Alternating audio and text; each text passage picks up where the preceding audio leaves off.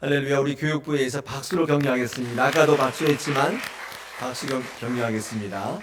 네, 우리 다사랑의 선생님들이 일만 스승이 아니라 영적 스승, 아비와 같은 스승이 되면 참 좋겠습니다. 모임이 됐으니까 이제는 한 단계 업그레이드돼서 주님이 원하시는 교사로 나가야 할 줄로 믿습니다. 여기는 세상 학교는 아니니까, 하나님의 말씀을 가르치는 곳이니까 우리 교사들의 삶 자체가 귀한 본보기가 되고 기자재가 될 줄로 믿습니다. 오늘도 그런 귀한 우리 교회 학교 되시기를 축복합니다. 옆에 있는 분들에게 인사하겠습니다. 잘 나오셨습니다. 네, 특별히 김삼순 자님 잘 나오셨습니다. 오늘 약속을 지키셨어요. 네. 왜냐면 좀 어르신이 다 있으면 참 좋겠다고 생각이 되어서 오시라고 제가 오늘 약속을 지키셨습니다. 감사합니다. 자, 우리 9월에 들어서 새로운 주제를 가지고 수요 사경의 말씀을 나누고 있습니다. 교회와 성도를 살리는 예배. 우리 두 번째, 지난번에 아브라함의 예배를 살펴보았다면 오늘은 하나님이 받으시는 영적 예배. 영적 예배가 뭔가를 한번 살펴보시면서 예배가 여러분을 살리는 진짜 귀한 역사이시기를 소망합니다. 여러분, 교회가 살아날 때 예배 외에는, 말씀 외에는 방법이 없어요. 전에 계속 말씀드리지만 하나님의 역사를 통해서 하나님이 준비하신 것을 통해 교회는 이끌어갑니다. 저희도 말씀드렸듯이 세대의 논리가 아니라 부르심의 논리다. 자, 어떤 책에서 봤는데 은혜가 있었습니다. 탁탁탁탁 올라오고 그렇게 되는 게 아니라 이 빠지시듯 빠져요. 여러분, 그건 교회 역사 가운데 수많은 일들이, 근데 그때 망할 것처럼 보였지만 하나님께서 다 공급해 주세요. 이거 꼭 기억하셔야 돼요. 야, 다음에 우리 올라올 애들이 없으니까 큰일 났다. 여러분, 우리 교회는 그런 적이 많지만 그때그때 필요한 분들을 다 보내어 주세요. 부르심의 원리, 공급의 원리예요. 다 밑에서 준비돼가지고 올라와서 이런 게 아니에요. 없어도 하나님께서 다 채워주시는 거예요. 그러므로 우리 교회 학교 교사들은 그런 걸 보고 무릎 꿇을 수 있어야 돼요. 기도하자고 해야 돼요. 그래야 하나님께서 무에서 유를 창조하시고 없는 세대를 만들어 놓으시고, 요즘 애들이 아무리 없어도 우리 다사랑교회 채울 아이들은 차고 넘칩니다. 그게 하나님의 부르심의 원리입니다. 공급의 원리예요. 자, 오늘 본문 로마서 12장은 예배의 영성을 설명하는 중요한 근거를 제시하는 대단히 중요한 본문의 말씀이라고 봅니다. 오늘 말씀 속에서 특별히 너희의 몸을 하나님이 기뻐하시는 거룩한 산 제물로 드리라고 명령합니다. 이때 눈길이 가는 게 뭐냐면 산 제물이에요. 이 산 제물이 뭔가서부터 조금 풀어가면서 정말 하나님께서 우리에게 드릴 영적 예배가 뭐냐를 조금 몇 개 나누어서 생각을 좀 해보겠습니다. 여러분, 산 제물이 뭐냐고 되어 있냐면 우리 로마서 12장 1절에 뭐라고 되어 있죠? 산 제물이 뭐예요? 네, 산 제물이 뭐라고 설명이 되어 있습니까? 예, 너희가 드릴 영적 예배, 이게 산 제물이잖아요. 그렇죠? 거기 돼 있잖아요. 그죠? 하나님이 기뻐하시는 거룩한 산 제물로 드리라. 이가 뭐라고요? 너희가 드릴 영적 예배다. 그러니까 산 제물로 드려지는 예배가 영적 예배라는 뜻이잖아요. 9번대. 네. 자, 그렇다면 영적 예배는 이제 뭐냐? 이제 살펴보겠습니다. 영적 예배가 뭐냐? 먼저 이 산 제물에 대해서 좀 같이 말씀을 나눌 텐데, 여러분, 산 제물을 드리라고 하는데 그 근거가 뭐냐면 너희 하나님의 자비하심으로 드리래요. 하나님의 자비하심으로. 그렇다면 하나님의 자비하심은 뭐냐? 이겁니다. 하나님의 자비하심은 우리의 죄를 위해서 이 땅에 인간으로 오셔서 죄 지은 인간을 구원하시기 위해서 죽어주시는 그 사랑이, 그게 하나님의 자비입니다. 헤세드예요.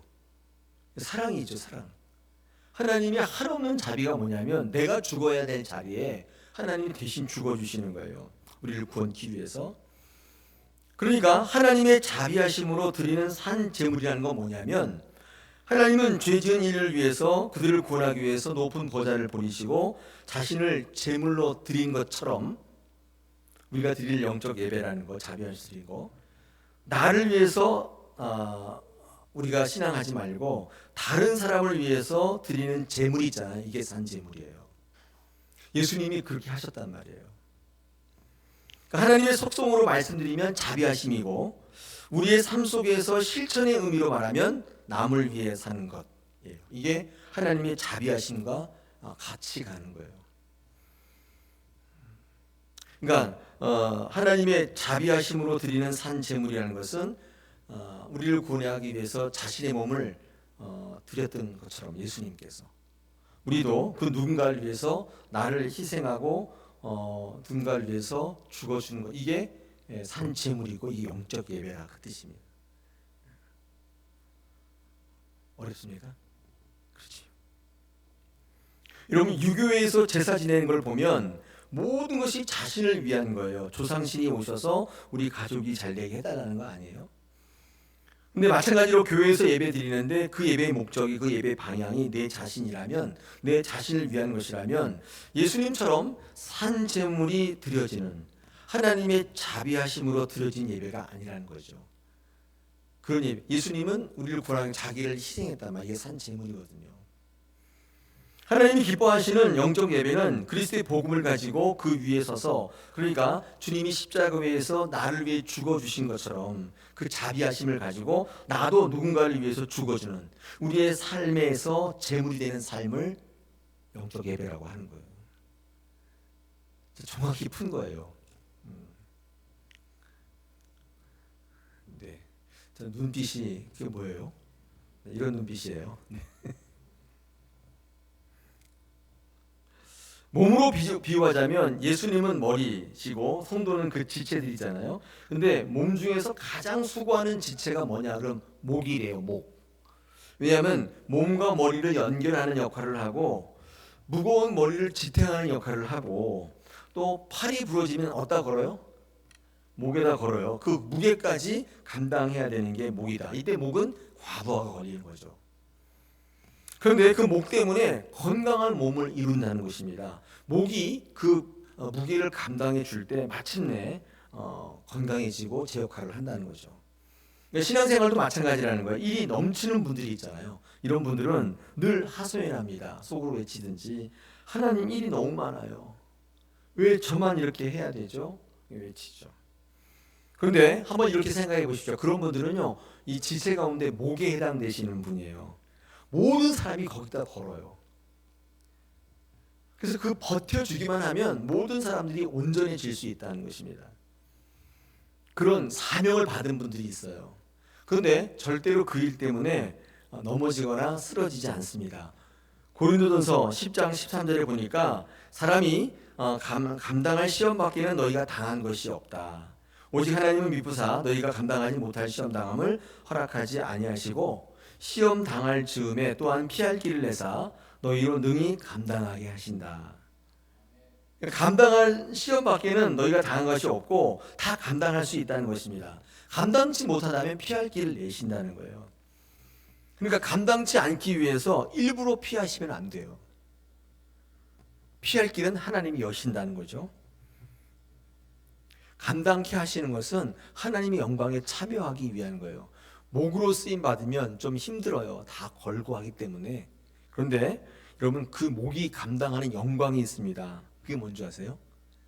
금메달이에요. 어디다 걸어줘요? 목에다 걸어줘요. 머리에다 걸는 거 봤어요? 팔에다 걸어주나요? 목에다 딱 걸어주잖아요. 말 되잖아요. 메달 따면 목에 걸어줍니다. 그러니까 남을 위한 헌신적인 삶은 결국 자기 자신을 위한 거예요. 하나님의 공동체는 이런 영적 예배를 통해서 세워진다 그 말이에요. 내 삶 속에 다른 이들을 위해 제물된 삶, 이게 영적 예배예요. 놀라셨죠? 영적 예배라고 하니까 거룩하게 찬양도 손을 들고 막 이렇게 예배, 이게 영적 예배인 줄 알았는데 성경은 그렇게 얘기하고 있지 않다. 영적 예배에 대해서 좀 더 구체적으로 알려면 뒤에 나오는 2절을 보시면 아는데 2절에 해석을 붙여놨습니다. 뭐라고 되어 있냐면 이 세대를 본받지 말고 오직 마음을 새롭게 함으로 변화를 받아 하나님이 선하시고 기뻐하시고 온전한 뜻이 무엇인지를 분별하는 예배입니다. 이게 영적 예배에 대한 자세한 해설이에요. 영적 예배에 대한 정의가 1절에 나와 있고 그 해설이 2절에 붙어 있는 거예요. 여러분, 예배는 두 가지가 있는데, 첫째, 말씀의 예배가 있습니다. 오늘처럼 모든 성도들이 같이 모여서 하나님의 말씀을 듣고 깨닫고 결단하는 거, 이게 말씀의 예배죠. 근데 여러분, 또 하나 예배가 있는데 삶의 예배가 있어요. 이게 뭐냐면 모든 성도들이 각자의 삶의 영역에서 하나님의 말씀을 실천하는 거예요. 이게 삶의 예배예요. 잘 지어진 예배당에 앉아서 멋진 파이프 오르간에 맞춰 장엄하게 예배 드리는 것이 영적 예배라고 말하고 있지 않아요. 감동적인 설교에 끝내주는 찬양대의 찬양으로 드려진 예배가 영적 예배라고 말하고 있지 않다는 겁니다. 하나님 말씀을 통해서 그 말씀을 들었다면 삶을 살아갈 때 하나님의 자비하심으로 예수님처럼 우리를 위해 제물이 되신 예수님처럼 우리도 그 누군가를 위해 제물이 되는 삶, 이게 영적 예배예요. 그렇죠? 이 예배는 어떻게 드려지냐면 이 세대를 본받지 않는 것으로, 변화를 받아서 하나님 선하시고 기뻐하시고 온전한 뜻이 무엇인지를 분별하는 삶을 살아가는 것으로 이 영적 예배가 드려질 수 있다는 것입니다. 오늘 본문이 말씀하는 영적 예배는 결국 내 삶 속에서 하나님의 말씀과 더불어 새롭게 변화되어서 예수 그리스도의 십자가를 쫓는 삶 자체가 예배라고 말씀하는 거예요. 그냥 모여서 찬양 부르고 이것도 예배인데, 이거는 이제 말씀의 예배고, 그 예배를 들어서 내 삶의 자리에 실천하고 예수 그리스도의 자비하심 같이 우리도 그 누군가를 위해서 제물 되어주는 삶, 주님이 이것을 원하고 계신다는 것입니다. 여러분, 예수 믿는 자들에게 말씀 속에서의 그 말씀의 실천이 영적 예배라고 강조하는 이유가 있는데, 그건 뭐냐면, 여러분, 말씀은요 우리의 마음 속에서 감동으로 끝나는 게 아니라 우리의 삶 속에 반드시 드러나야 말씀이기 때문에 그래요. 즉 궁극적으로는 말씀이 삶을 지배하는 거, 이게 영적 예배예요. 들었을 때 감동인데, 오늘 되게 은혜로운데, 그러고 끝나면 그 영적 예배가 아니에요. 그게 내 삶의 자리에서 실천되어지는 것입니다. 예배는 교회당에서만 드리는 의식이 아닙니다. 말씀은 예배 때나 듣는 의례적인 권면이나 교훈이라고 할 수 없습니다. 내 삶 속에 구체적으로 실천되어질 때 그 삶 자체가 영적 예배가 된다는 것입니다. 여러분, 유럽 교회들이 텅텅 비어 있다고 얘기하잖아요. 실제로 가보니까 그런 데도 있고 안 그런 데도 있어요. 그런데 그 교회들이 처음부터 어떤 교회느냐, 그런 교회가 아니었습니다. 정말 예배를 드리려고 몸부림쳤던 교회예요. 그래서 이 카타콤 지하 공동묘지까지 들어가서 예배를 드린 거 아니에요? 거기 왜 들어갔어요? 예배하기 위해서 들어간 거예요. 만약 그들이 예배를 드릴 목적이 아니었다면 굳이 지하 무덤 속으로 들어갈 필요가 있었을까요? 없었겠죠. 그런데 그들은 예배하기 위해서 거기까지 들어간 거예요. 그들이 왜 그랬냐면, 예배하지 않으면 예배 드리지 않는 사람, 즉 믿지 않는 사람과 차별이 없는 거예요. 전혀 티가 나지 않는 거예요. 그들은 그 어둡고 칙칙한 곳에 들어가면서까지도 예배를 드리기를 원했습니다. 그들의 지위나 재산이나 건강을 다 포기했어요. 그런데 유럽 교회가 왜 이렇게 변했느냐? 그 예배를 잃어버렸기 때문이에요. 말씀을 잃어버린 거예요. 그 말씀의 자리, 예배 자리에 그들의 필요를 채우고 그들의 요구를 채운 거예요. 그래서 그 예배당이 텅텅 비고 관광명소가 된 거예요. 여러분, 성도가 가장 하나님 보시기에 아름답게 보일 때는 예배 드릴 때예요.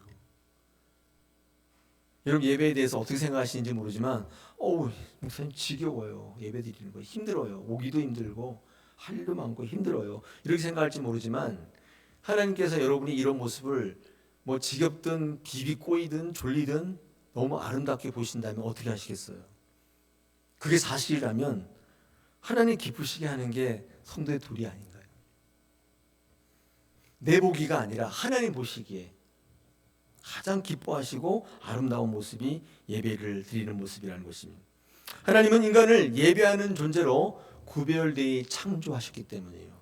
그게 뭐냐면 코에 생기를 불어넣으셨다는 거예요. 화면 보시면 창세기 2장 7절에서 하나님께서 인간을 창조하실 때 여호와 하나님이 땅의 흙으로 사람을 지으시고 생기를 그 코에 불어넣으시니 사람이 생명이 되니라. 왜 코에다가 생기를 불어넣느냐? 생명을 주시려고 그렇다는데, 여러분 만약에 그렇다면 동물들도 다 코에다가 이렇게 생기를 불어넣으셔야 되는데 동물들은 그런 말 없잖아요. 생명이 다 있잖아요. 살아 움직이고 있잖아요. 그런데 왜 인간만 그 코에다 생기를 불어넣으셨느냐? 라고 말할 때 많은 신학자들, 성경 해석자들이 이렇게 예배하는 존재가 되게 하기 위해서다. 그게 무슨 연관이 있어요? 여러분, 하나님의 호흡이 있어야만 예배할 수 있다고 말합니다. 사람들은 호흡이 다 따로 있어요. 그러니까 이런 거죠. 예를 들면 야산에 오르는 호흡이 있고 에베레스트에 오르는 호흡이 있어요. 호흡이 같지 않습니다. 그 호흡이라는 것은 이 호흡이 아니라 그가 받아들이는 수준의 정도가 다른 거예요. 이걸 호흡이라고 해요. 어떤 사람은 연애소설은 잘 읽는데 논문 서적 같은 건 못 읽어요. 호흡이 다른 거예요. 글을 보는 호흡이 다른 거예요. 그러니까 하나님의 호흡이라는 것은 하나님이 존재하는 방식, 하나님이 말하는 방식, 하나님의 수준이에요. 이게 하나님의 호흡이거든요. 이걸 우리에게 넣어뒀다는 것은 뭐예요? 하나님의 수준으로 살라는 뜻이에요. 그게 예배입니다, 여러분. 그래서 코에 생기가 들어가 있는, 하나님의 생기가 들어가 있는 자만이 예배할 수 있어요. 호흡한다고 해서 개돼지는 예배 못합니다. 예배하는 게 아니잖아요. 하나님께 예배한다는 것은 하나님의 존재 방식, 하나님의 시각, 관점을 받아들일 수 있다는 거예요. 그러므로 진정으로 예배하려면 하나님의 호흡이 있어야 되죠. 그분만이 예배할 수 있어요. 여러분, 나만의 호흡으로는 하나님께 나갈 수 없어요. 내 호흡이라는 게 얼마나 제각각이 나의 호흡, 나의 방법이라는 뜻이죠. 내가 살아가는 방식, 내가 존재하는 방식으로는 하나님께 나갈 수 없다는 거예요. 하나님의 호흡으로 가야 드디어 하나님의 생각과 판단을 받아들일 수 있고 하나님의 호흡이죠. 호흡이 되는 거죠. 그러므로 예배하는 것은 하나님의 부르심에 대한 하나님의 사람들의 올바른 응답일 거예요. 이게 예배일 수밖에 없다는 거죠. 예배 드려보시니까 이 예배에 선포되는 말씀에 동의 안 하면 하나님의 호흡이 되지 않기 때문에 그 자리에 앉아있기가 어려워요. 예배 드릴 때 가장 하나님의 모습이 잘 드러나고 가장 창조적 인간다워지는 거죠. 왜냐하면 우리 안에 생기가 작동을 하기 때문에 하나님의 말씀을 받아들이게 돼요. 그때 가장 창조적인 모습이 돼요. 자, 그런데 본문 속에서 이상한 거는 원래 재물은 살아있는 것이 아니잖아요. 죽어야 재물 아니에요? 그런데 살아있는 상태에서는 재물이 될 수 없잖아요. 그런데 산 재물로 드리라고 말씀하는데 이게 무슨 말일까요? 산 제물로 드리는 것이 하나님 받으실 영적 예배다. 산 제물이 뭘까요? 여러분, 구약의 죽은 동물로 제사를 드리는 것과 구분이 되는데, 여러분 신약의 제사, 예수 그리스도에서의 제사, 예배는 산 제물이 되는 것인데 이게 무슨 말이냐? 이것을 가장 잘 보여주는 것이 십자가입니다. 예수님을 죽여서 십자가에 매단 게 아니에요. 산채로 매달아요. 예수님이 십자가에서 죽으심으로 제물 되신 거죠. 구약의 제사와는 완전히 달라요. 영적 예배를 드린다는 것은 예수님처럼 늘 자기 십자가를 지는 건데 산채로. 이게 뭐냐면 내가 예수님 믿을 때 어떤 게 손해가 되고 어떤 게 힘들고 다 알고 하는 거예요. 이게 산제물이에요. 눈을 똑바로 뜨고 있는 거예요. 그래서 자기 십자가를 지는, 자기를 부인하는 거예요. 그 십자가에 늘 서 있는 겁니다. 내 기분, 감정, 느낌, 부끄러움이 다 죽어지는 것을 경험하는 거예요. 그게 산 제물일 수밖에 없다.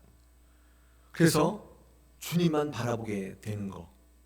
그래서 내가 할 수 없다는 것을 아는 것, 그 자체로 끝나는 게 아니라 주 안에서 내가 모든 것을 할 수 있다는 것 수준까지도 올라가는 거. 이게 제물이에요. 그러므로 제대로 예배하면 우리는 가장 겸손하게 돼요. 말씀 앞에 겸손하게 되는 거예요. 여러분, 예배의 본질을 잘 보여주는 말씀이 하나 있는데 갈라디아서 2장 20절입니다. 한번 제가 준비됐나요? 네, 준비했습니다. 한번 읽어보겠습니다. 내가 그리스도와 함께 십자가에 못 박혔나니 그런즉 이제는 내가 사는 것이 아니요 오직 내 안에 그리스도께서 사시는 것이라. 이제 내가 육체 가운데 사는 것은 나를 사랑하사 나를 위하여 자기 자신을 버리신 하나님의 아들을 믿는 믿음 안에서 사는 것이다. 내 안에 있는 내 자아가 죽고 그리스도께서 사시는 것을 경험케 되는 거 있잖아요. 이 예배다. 이렇게 말씀하고 있는. 나는 죽고 예수 그리스도가 산다. 이게 예배의 본질이라는 거예요. 여러분, 그렇다면 이 삶 속에서 예배를 지금 계속 강조하고 있는데, 영적 예배라고 강조하고 있는데, 오늘 이 삶에서 드리는 예배라는 게 오늘 어떻게 표현되고 있느냐, 어떻게 해석되고 있느냐, 우리 2절을 중심으로 보면, 첫째, 이 세대를 본받지 않는 것이 삶에서 드리는 예배의 한 모습입니다. 우리가 승리하기 위해서 무엇을 추구하느냐, 많은 분들이 어떤 실력이나 어떤 경험을 추구하는데, 그런데 우리는 그것도 중요하지만 우리는 믿음을 추구하고 신앙을 기반으로 믿음을 추구하고 있죠. 여러분, 믿음은요, 많은 분들이 삶의 성공과는 관계없는 영적 원리라고 생각하는데, 여러분, 승리하는 삶의 원리이기도 해요. 믿음이 있어야 승리해요. 그러니까 실력 지향적인 삶이 아니라 믿음 지향적인 삶을 사는 거, 이게 삶에서의 영적 예배인 거죠. 실력이 없어도 된다는 뜻이 아니라 실력의 원천을 하나님께 둔다는 뜻이에요. 예, 설교를 끝까지 들으셔야 돼요. 실력이 없어도 승리해, 그런 뜻이 아니라 이 실력을 주는 원천이 내가 아니라, 내 노력이 아니라, 내 의지가 아니라, 내 열정이 아니라 하나님께서 뒷받침하신다. 이걸 믿는 게 믿음이에요. 여러분, 내가 열심히 해서 쟁취한 것이 실력이라고 믿는 것, 내가 하면 할 수 있다, 하기 나름이라고 생각하는 것, 이거는 자기 주체적인 생각이고 삶이에요. 이거를 실력 지향적 삶이라고 해요. 근데 믿음 지향적 삶이 있는데, 그게 뭐냐면 나의 모든 영역에서 모든 일을 믿음으로 하겠다는 의미이기도 하지만, 더 구체적이면 실제적인 뜻이 뭐냐면 내 능력을 결정짓는 것은 하나님의 영역임을 고백하는 삶이라고 볼 수 있어요. 이게 믿음 지향적 삶이에요. 여러분, 실력이 없어도 된다, 그 뜻이 아닙니다. 그 실력의 원천이 하나님께 있다고 믿는 거예요. 내가 열심히 하면 내가 하기 나름이지, 내가 실패한 거는 내가 열심히 안 해서 그래, 내가 열심히만 하면 나는 얼마든지 할 수 있어, 이렇게 생각하는 사람도 있잖아요. 그러면 실력 지향적 삶, 이 모든 것들은 다 하나님께서 주신 거예요. 아까 우리 갈라디아 2장 27처럼 그게 믿음 지향적인 삶이에요.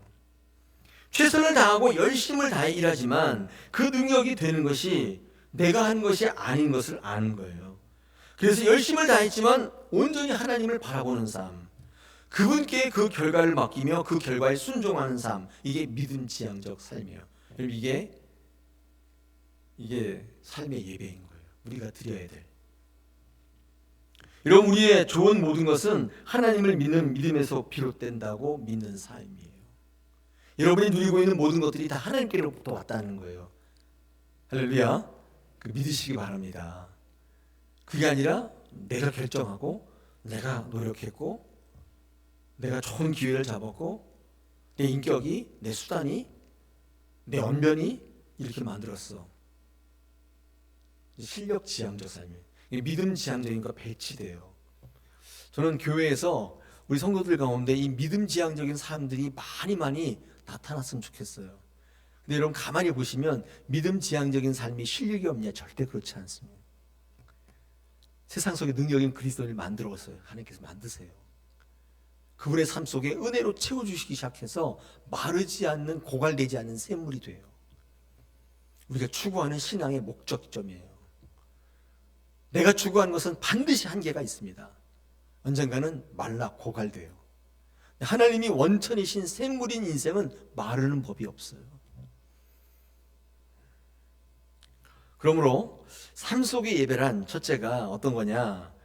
이 세대를 본받지 않는 것이다. 두 번째는 오직 마음을 새롭게 함으로 변화를 받는 삶이라고 볼 수 있는데, 여러분, 속사람이 변화되는 것입니다. 속사람이 변화되는 과정을 우리가 이제 볼 수가 있는데, 우리 속사람이 어떻게 변화되느냐? 여러분, 절대로 권면이나 지적이나 PPT나 PT나 논리적 설명을 절대로 안 바뀝니다. 바뀌는 건 오직 하나인데, 제가 보니까 사랑이라고 말해요.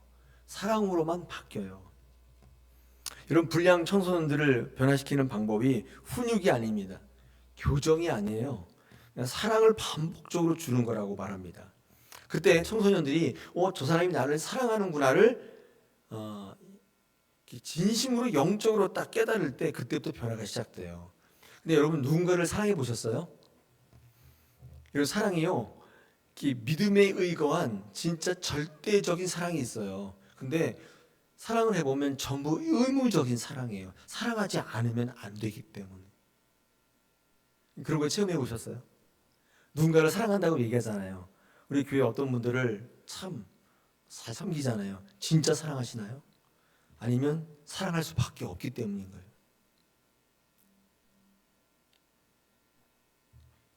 쉽지 않은 문제예요. 그렇게 해야 되기 때문에, 그 의무적 사랑이죠. 내가 돌아보지 않으면 안 되기 때문에. 근데 하나님께서 우리에게 요구하신 사랑은 그런 게 아니에요. 영적 사랑, 하나님의 희생과 하나님의 십자가로부터 솟아오르는 사랑, 그 절대적 아가페 사랑으로 우리를 구원하시기 위해서 죽어준 사랑, 이것들을 요구하시는 거예요. 저 사람이 나를 정말 사랑한다고 느낄 때 그때부터 깨어져 나가기 시작합니다. 여러분, 이 시대의 문제가 뭐냐? 어떤 학자가 이렇게 사랑을 충분히 받지 못한 문제다. 사랑을 반복적으로 받으면 믿음이 생긴대요. 그리고 사랑이 충만한 사람은 무턱대고 믿는데요. 어리석이만큼 잘 믿는 사람들이 있지 않습니까? 그런 사람들은 사랑을 계속적으로 반복적으로 받는 거예요. 근데 이건 인간이 주기가 어려워요. 예수 그리스도로부터 이 사랑이 온단 말이에요. 그때 신앙이 빛을 발하는 것이면, 이거를요 희화화하고 불가능이라고 말하는 분들이 있어요. 그래서 자기의 사랑을 가지고 자꾸 접근하는 분들이 있는데 한계가 있어요. 그래서 그 사랑 때문에 상처를 받는 거예요.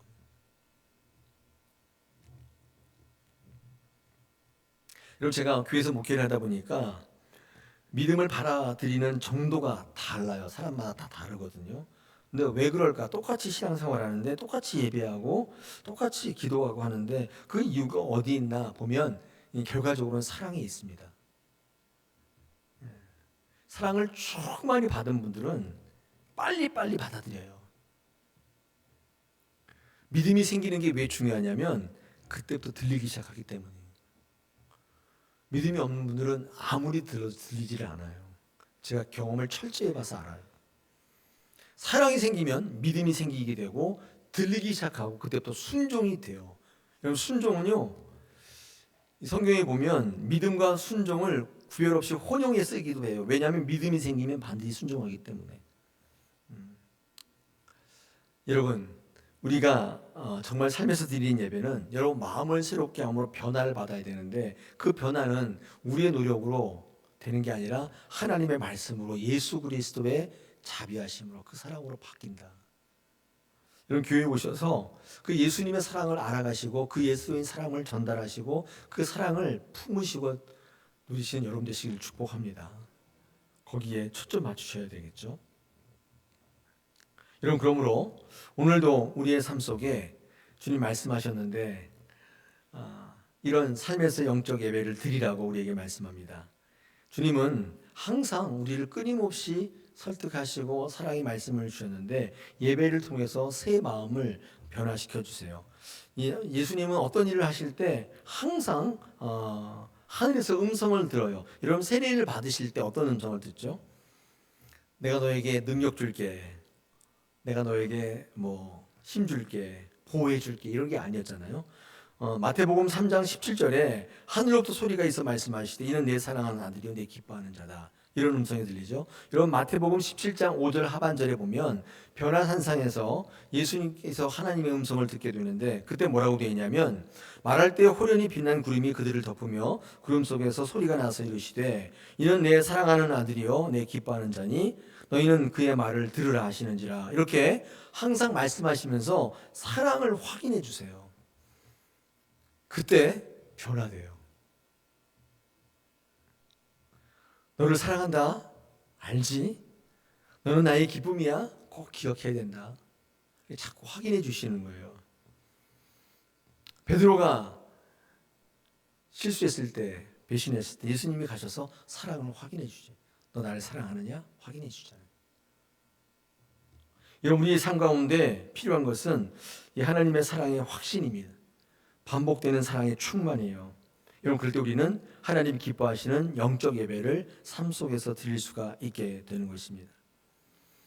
오늘도 우리는 하나님의 이 말씀을 가지고 주님 앞에 나갈 때 하나님의 사랑을 발견하고 예수 그리스도의 십자가를 발견하는 놀라운 시간 되시기를 축복합니다.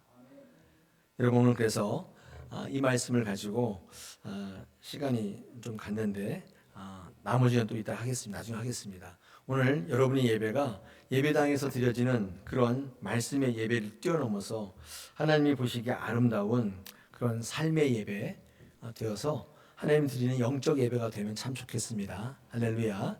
네. 그래서 우리 사랑이 우리를 변화시킨다고 그랬잖아요. 주의 사랑을 입어서 주께 나가는 여러분 되시기를 축복합니다. 우리 찬양으로 한번 같이 하나님께 영광 돌리는 시간 갖겠습니다. 가사를 한번 묵상하시면서 같이 찬양해 보겠습니다.